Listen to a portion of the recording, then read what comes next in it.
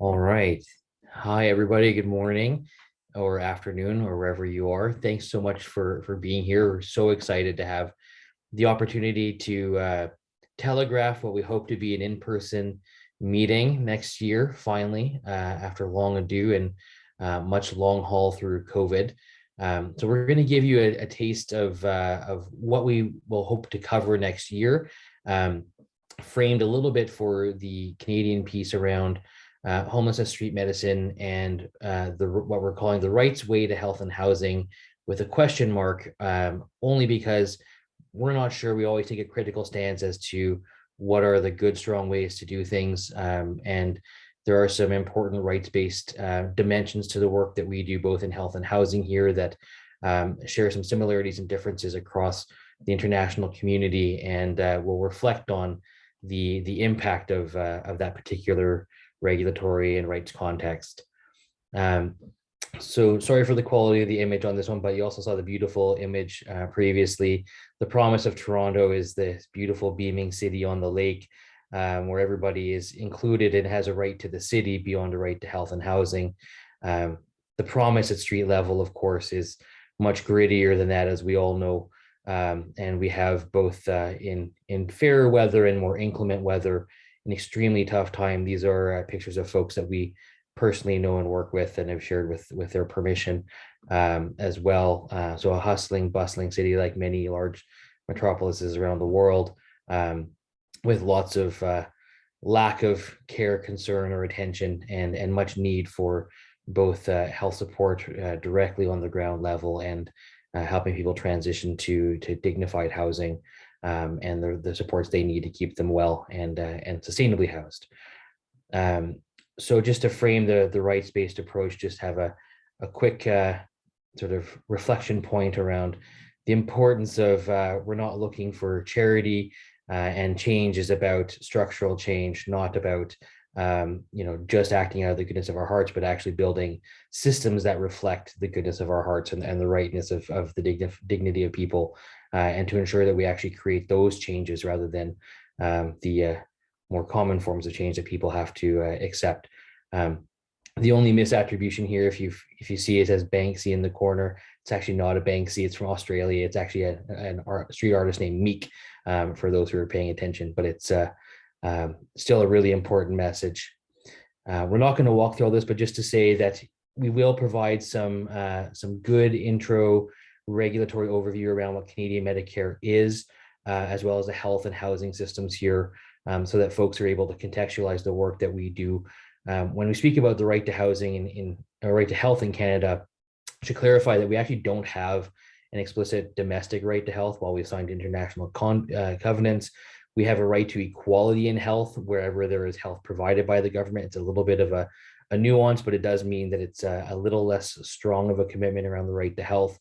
We have a very complex federal structure, similar to many federal governments, but mostly the healthcare services are provided at the provincial level and funded across the federal government and the provincial, or what the equivalent of state governments. There's no dedicated funding whatsoever anywhere in the country, in any sort of systematic way, to people experiencing homelessness. So nothing like some of the systems of funding for healthcare for the homeless in the States.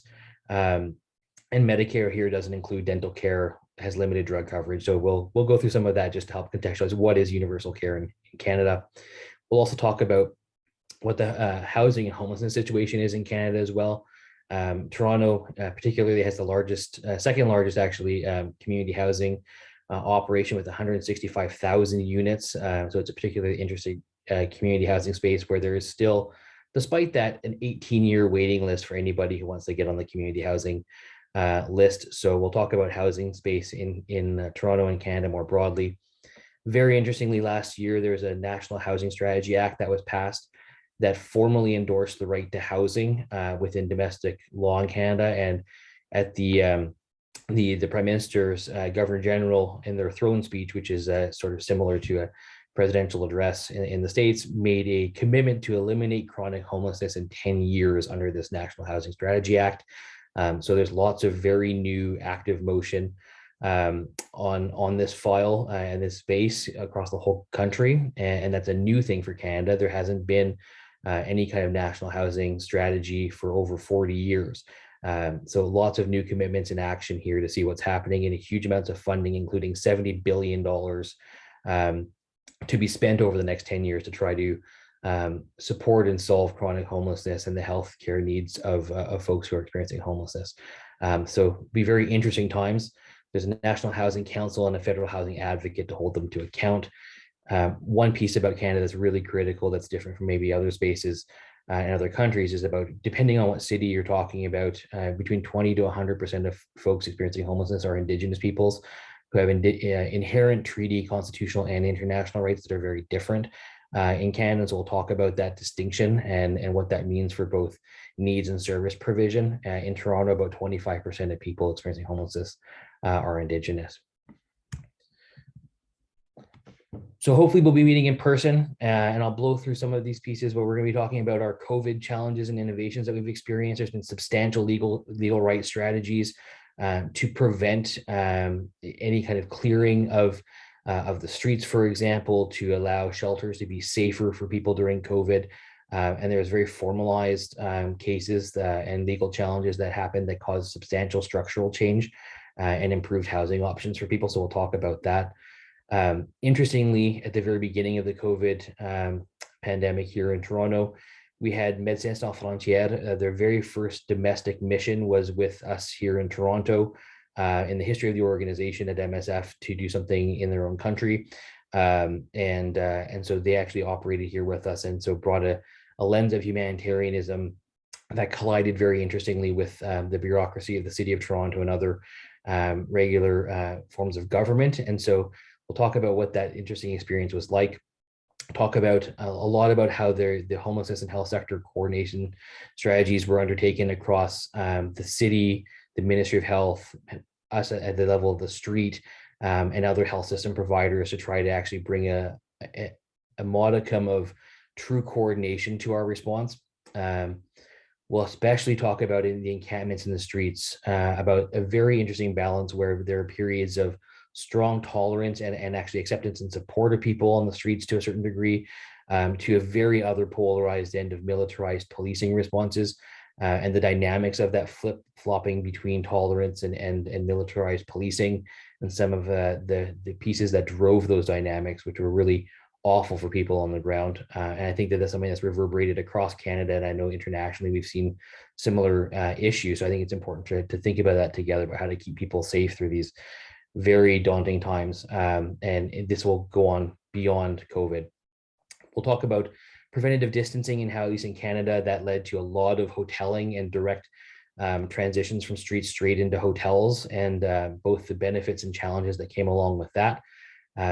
We certainly had a great experience with isolation, and had about 20 different isolation facilities started right across the country in the largest cities that interestingly took a very strong integrated approach, including health, social care, and substance use care and harm reduction, including safer consumption sites included within the hotel programs themselves. And so how those worked and some of the outcomes of that, and talk about our vaccination strategies that we've been able to have fairly high level policy documents and guidelines developed with the Royal Society of Canada to help improve. And right now we're finding about 70% of folks experiencing homelessness in Toronto have been vaccinated. We'll talk about our experiences there.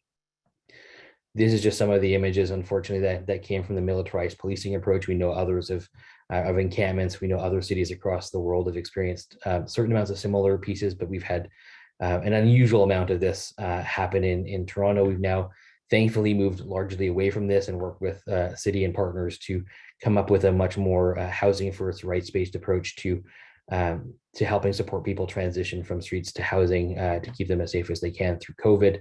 But this is one of our low points, and we'll talk much more about this. Just a quick note about the hotels, where folks went straight from the encampments to these kind of hotels. And this has been a very interesting experience, and we'll talk about how that's gone. And right now there's a lot of discussion about transitioning these hotels from temporary periods to becoming some version of modified housing.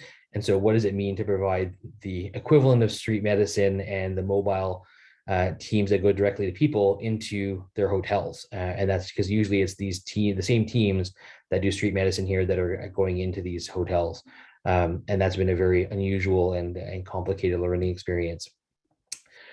We'll also have a lot of history about the street medicine in Canada. Street nurses started here over 45, almost 50 years ago now. So we'll have them talk about the work and the evolution of street nursing in Toronto, which has been a distinct stream of and critical stream of work here. And that now they've grown into the Street Nurses Network.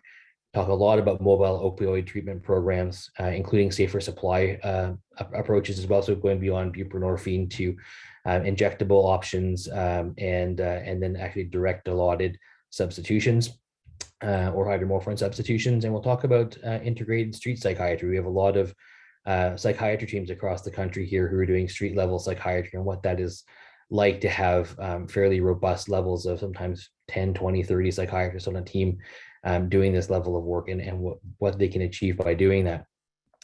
With respect to the rights to health and housing, we have in Canada, there's the UN Special Rapporteur on the right to adequate housing has actually produced a national protocol for homeless encampments. So we'll have her talk about the national protocol on the rights-based approach to supporting people from encampments, which will be hopefully an interesting lens for everybody, and how that protocol has played out in practice in Canada during the pandemic. We'll talk about there's been an interesting trial, if people have come across it, where there was a quasi-basic income trial that was created about 2 years ago now, and we'll talk about that, about how $7,500 cash transfer led to substantial changes in housing outcomes as well as health and mental health outcomes as well. So we'll have them present their work, and we'll talk about the hotel programs. Sorry. On the, and I'll quickly just get to the last couple pieces. We'll talk about some innovation in Canada with respect to substance use care. One piece will be about managed alcohol programs. I don't know how common this is in other places, but the first approach to managed alcohol provision has really started in Canada. First program in 1996 from our organization. There's now dozens working across the country right now, from streets to hospitals, community agencies, and shelters. And there's been a large study called the Canadian Managed Alcohol Study that talks about this, coming from the BC Centre for Substance Use. And so we'll talk a lot about managed alcohol programs and the stability that they can bring to people to help in their health and housing transitions and to keep them as safe as they can delivered at street level.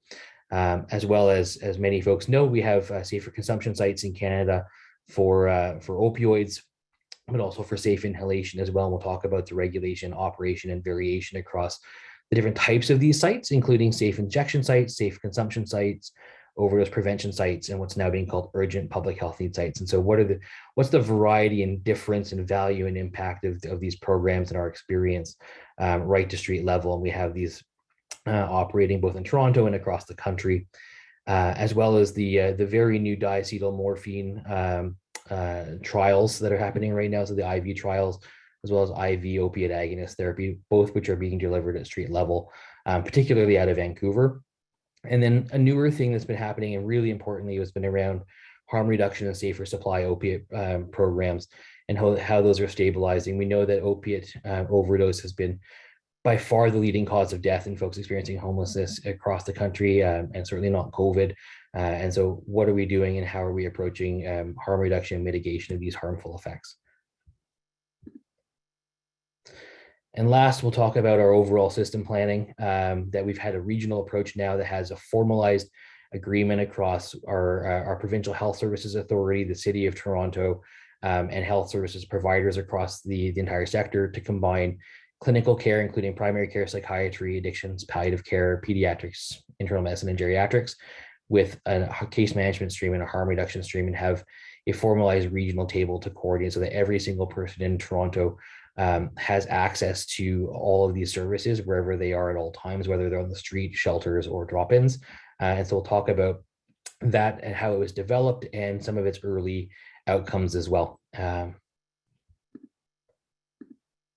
Sorry, guys. So that's it. That's the whirlwind tour of Toronto and Canada. Thank you so much. We so hope to see you next year in person. It has been far too long. We have a lot to cover together. That'll be the focus of the Canadian contribution. We can't wait to see and hear yours, and to get together and share learning experiences and just be able to be together. Thank you so much.